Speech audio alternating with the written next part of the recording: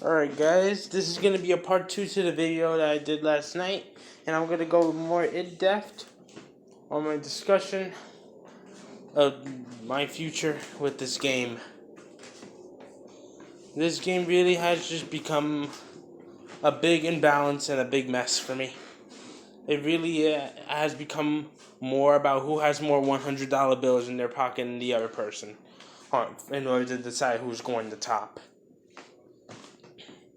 Like, literally, I feel when I'm playing this game, I feel, now that I've been getting more back into chess, like I discussed in my last video, I love that game to death. Like, I feel Yu-Gi-Oh! Getting more and more stagnant for me as time goes more and more by. And literally, if you do not have Ash Blossoms, chances are you're not going to top. Unless if you get really lucky and your opponent bricks and they don't draw Ash at all. If you're not playing the Ash Blossoms, again, you're fucked. You might as well just surrender the entire tournament before it even starts. You might as well just save your money and not even enter. Because chances are, if you don't have the financial access to Ash Blossoms, you're not going to win. Again, Ash is a staple card. It's something that it really is just a need. It's more of a need than an actual want in the game at this point. And again, I can name all the decks that I just stopped playing just because Ash is a thing. I stopped playing Monarchs because Ash is a thing. Because literally, Ash can cut that deck off at any time when they're trying to do their turn whatsoever. Ash can negate any card that Monarchs will try to play whatsoever. Like, anytime you're trying to go into your deck and do your engine and shit like that, Ash can just cut it off. Ash can cut Blue Eyes off at any time the Ash player wants to. Ash is a threat all on her own, and if you're not main decking or side decking for her, if your deck all loses to her, then you are legit fucked. Why do you think that Cyframe Gear Gamma has become so popular lately? Because he can negate this slutty excuse of a card.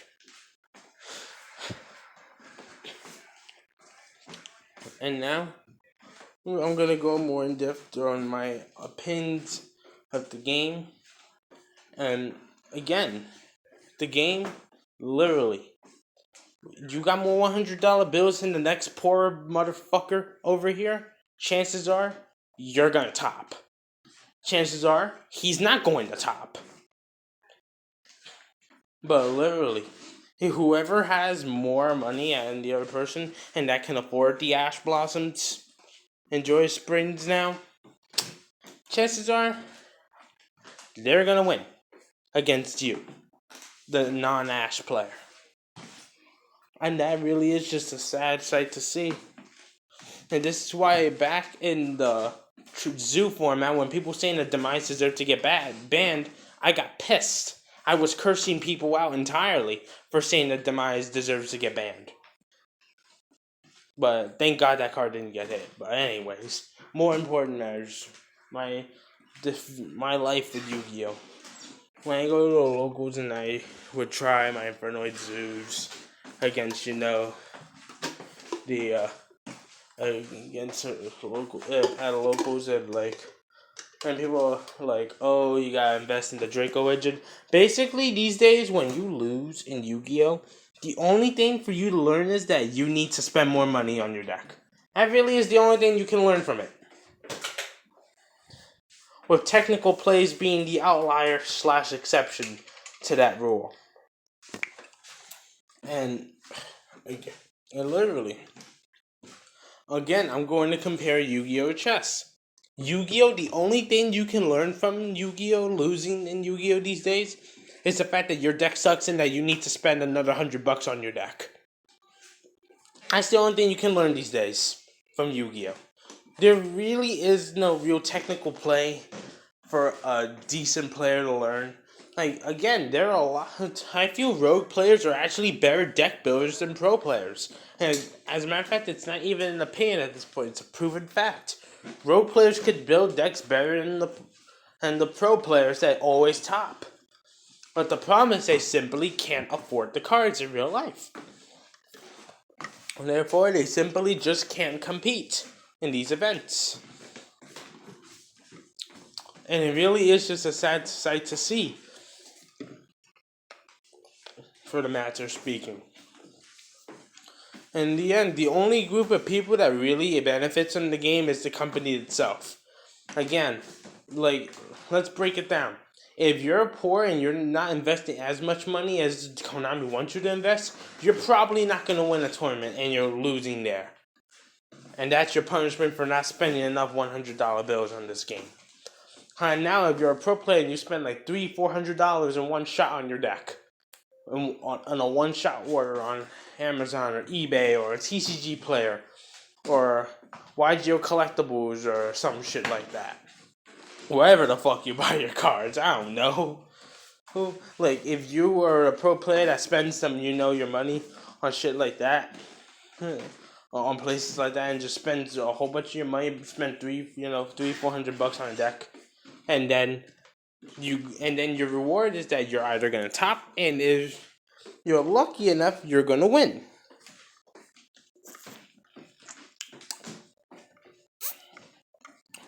And then you know what your reward is for that from Konami? A prize for your so-called victory. And the prize is usually never told to equal the investment. Which is really the rigged process that we have to deal with in this game. And literally, it's just such a problem at this point in the game to even have it be worth continue playing. Due to the simple fact that, and it really is just become such a problem for me in playing this game at this point. And again, when you play chess and you lose in chess, you can actually learn something from your loss that's useful in chess. And Yu-Gi-Oh! The only thing, again, that you can learn is that your deck sucks and you need to throw another $100 bill away. That's the only thing you can learn from you losing in Yu-Gi-Oh! These days. There really is nothing else for you to learn, from losing in Yu-Gi-Oh! Anymore. Aside from the fact you need to throw more money away on whatever the hell is left in this excuse of a game. And chess is all about technical play.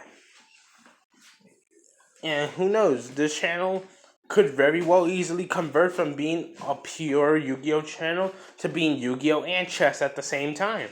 Or it could convert from entirely a Yu-Gi-Oh! Based YouTube channel to becoming a pure chess channel. For all I know. And again, going back to this idea that even less I want to communicate with other YouTubers. And the reason I choose not to make videos is because I don't want to deal with other viewers to videos that are heavily incorrectly influenced by these YouTubers' ideas.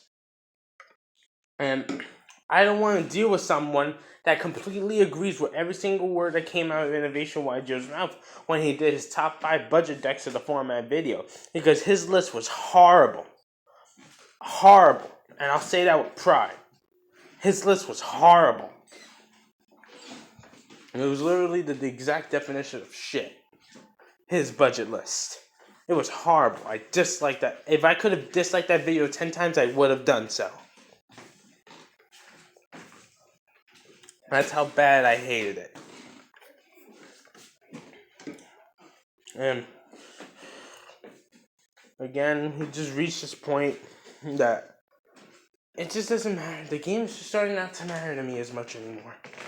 And not really be as much of a priority for me to master compared to chess.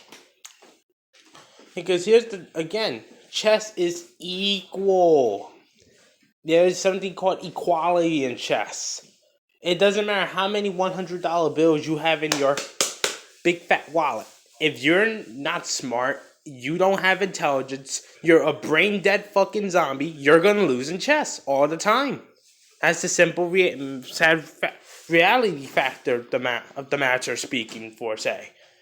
You're going to lose every time in chess if you don't have a good head on your shoulders. And I believe that the rogue players in Yu-Gi-Oh!, if you're like a rogue player that's a competitive player but doesn't buy all these expensive ass cards to play the game with, I believe that you have a chance at playing chess. I believe you should try chess because It requires much more intelligence to play a rogue deck than to play a meta deck, as Fluffle Stuff Incorporated discussed many times over in some of his videos.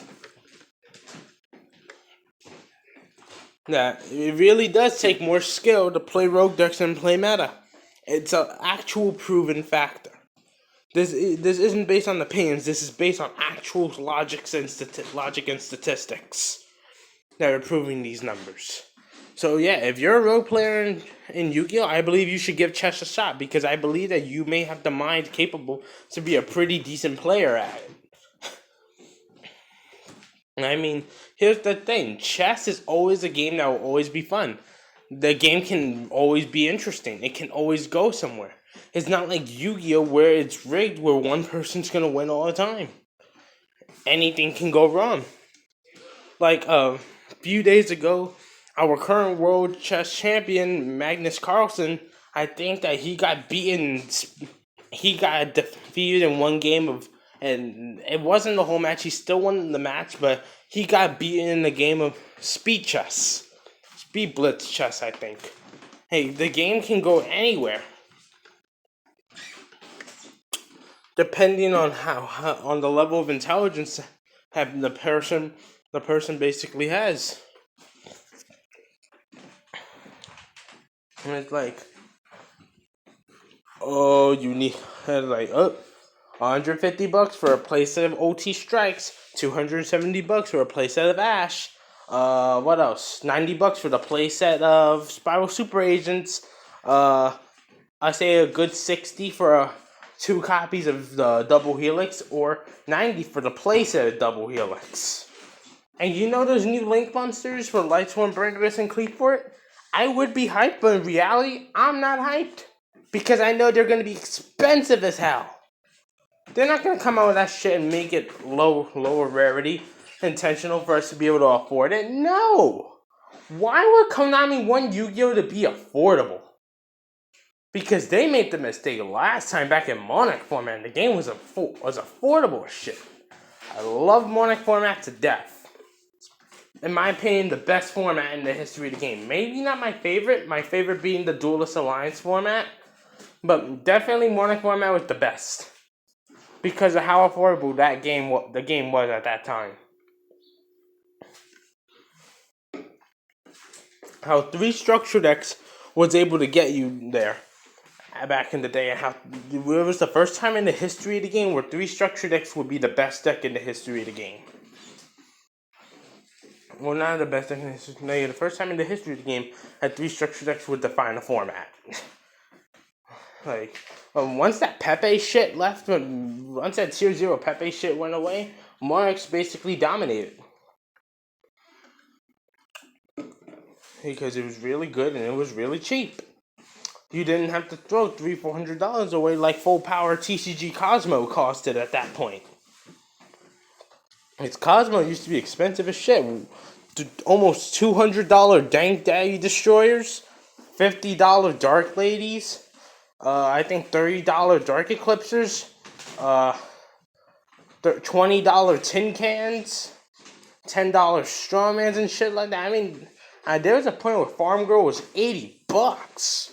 Hey, that deck used to be crazy expensive. And you saw what happened to that deck after it got its hits on the list. Having Dank Destroyer go to 1.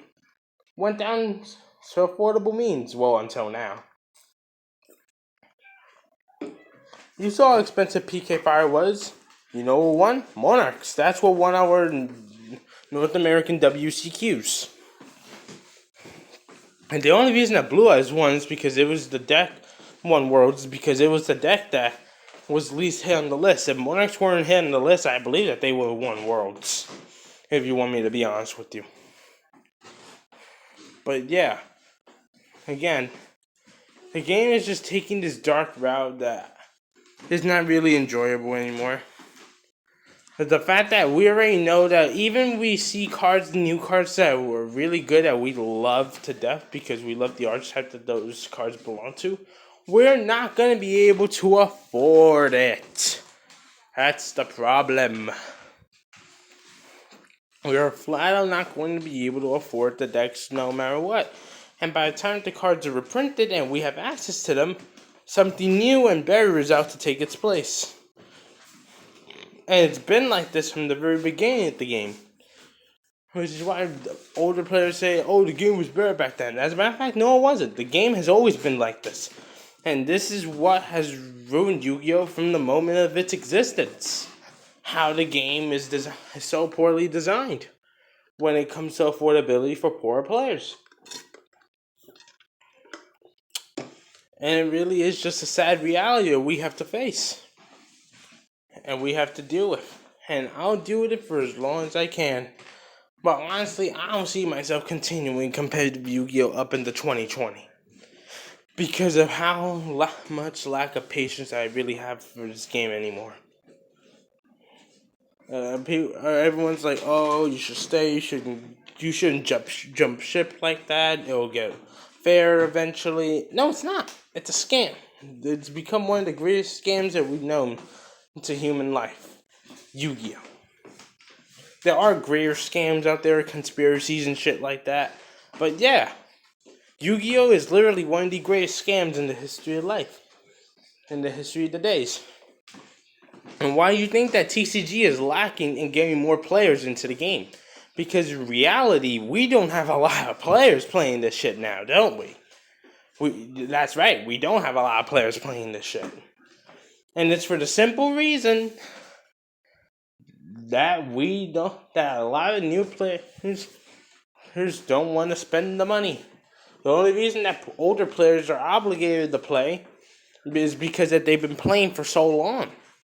That's the reason that a lot of older players continue. And then you have those like me in the middle that started in the Synchro era and have seen how the game has undermined itself all the way. And again, from the beginning, it's literally been Yu-Gi-Oh! Has been from the very beginning about who has more $100 bills in their pocket than the next dude sitting across the table. And it's been like that from the very beginning, and the game is never going to improve in that factor. The closest chance that we got to that factor ever improving is Monarch format. And that's it. And I don't think Konami plans on another format like Monarchs for years. It's going to take years before we get an era like the Monarch era ever again. And I love that format to death because of how affordable it was. How 3 structure decks can define a format. It was beautiful. And I respected it so much. But now you see how Monarchs just get ruined by a single Ash Blossom. Freaking forehead. Freaking four-eyed bitch. Hate that shit so much. I'm literally...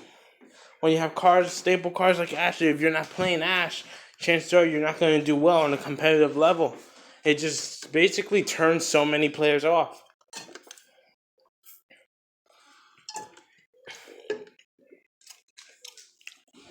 And who knows? We could very well easily just convert this channel into a chess channel for all I care at this point. It could become a chess channel. It could be half chess, half Yu-Gi-Oh! Or I don't know. But I just don't see it being a pure Yu-Gi-Oh! Channel anymore after a certain point because I'm interested in communicating with the community even less than playing the game. And that's saying something. I'd rather play the game and not communicate with the YouTube community, the Yu-Gi-Tubing community, more than communicate with the community itself. And that's that. I'd rather play the game than to communicate with the community at this point. Because of how incorrect a lot of people really are about this game. But yeah, this is basically part 2 to my discussion last night. Take it or leave it. Just think about it. Just sit on it. And just have a good weekend, guys. Peace.